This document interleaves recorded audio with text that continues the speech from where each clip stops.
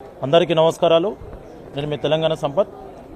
నిన్న కాంగ్రెస్ పార్టీ సంబంధించినటి ఒక నాయకుడు, తెలంగాణ ఉద్యమ ద్రోహి జగ్గారెడ్డి కేరాప్ మాఫియాకు ఒక రాజకీయానికి ఒక నాయకుడు. ఇలా జగ్గారెడ్డి గారు ఇలా ఏం మాట్లాడుతున్నారంటే రాజకీయాలకు విలువలు లేని మాటలు మాట్లాడుతున్నారు జగ్గారెడ్డి గారు.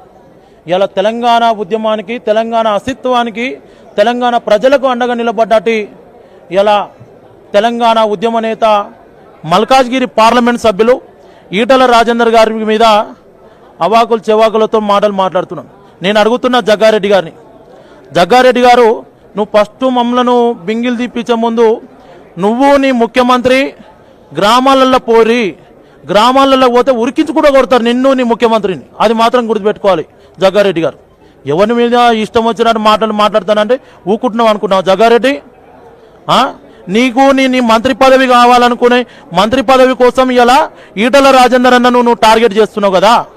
నేను అడుగుతున్నా, నిన్ను అడిగే సమాధానాలకు ఫస్ట్ మా రాజేందర్ అన్న అవసరం లేదు, మేము చాలు నీ స్థాయికి.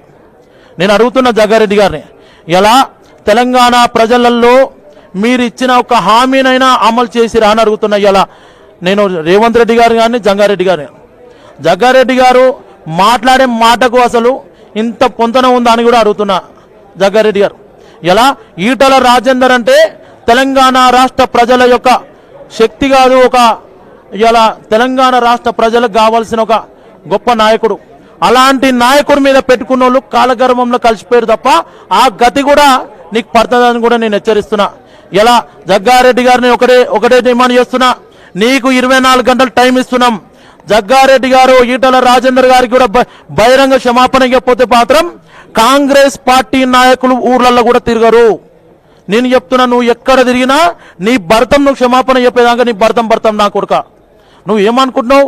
నువ్వు ఏమన్నా అనుకుంటే నేను అడుగుతున్నా జగ్గారెడ్డి, తెలంగాణ ఉద్యమంలో ఉద్యమకారుల మీద దాడి చేసిన నీచ కుక్కవు నువ్వు ఇలా ఈటల రాజేందర్ గారిని విమర్శించే స్థాయారా బాబు నేనే? నేను అడుగుతున్నా జగ్గారెడ్డి గారు మళ్ళొకసారి, నువ్వు ఇలా నువ్వు మాటలు మాట్లాడుతున్నావు కదా, అభివృద్ధి చేస్తున్నాం. ఒక్క నీ సంగారెడ్డి నియోజకవర్గంలో సదాశివపేట మండలంలో ఒక గ్రామానికి పో, తరిమి కొడతారు నీ కాన్సెన్స్లో. నీ కాన్సెన్స్లో నిన్ను నీ ముఖ్యమంత్రి తరిమి కొట్టి కాంగ్రెస్ పార్టీని పాతలేసి తొక్కుతారు. నువ్వు పరిస్థితులు చూసుకోకనంట నువ్వు ఇలా నీ పదవి కోసం, నీ మంత్రి పదవి కోసం ఇలా ఈటల రాజేందర్ గారిని తిడితే నేను ఇలా మా అధిష్టానం దగ్గర మెప్పు పొందుతాను నువ్వు అనుకుంటున్నావు. కానీ తెలంగాణ ప్రజలు ఇవన్నీ గమనిస్తున్నారు. నిన్ను నీ కాంగ్రెస్ పార్టీ చేసే అరచకాలని తెలంగాణ సమాజం అంతా గమనిస్తున్నది. అది మాత్రం గుర్తుపెట్టుకోవాలి జగ్గారెడ్డి గారు కానీ రేవంత్ రెడ్డి గారు కానీ.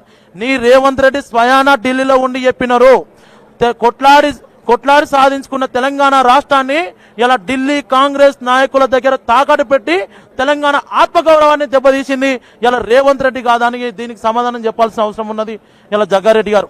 ఇంకొక విషయం, ఇలా నేను పోతే చెప్పులు మోసుడు తప్ప నాకు ₹1 అప్పు గీడ పుడతలేదు, ₹1 ఇవ్వలేదు. అసొంటప్పుడు చాతగానన్నప్పుడు, పరిపాలించే చాతగానప్పుడు రాజీనామా చేసి ఇంట్లో పడుకోవాలి. అది మాత్రం జగ్గారెడ్డి గారికి, రేవంత్ రెడ్డి గారికి నేను హెచ్చరిస్తున్నా.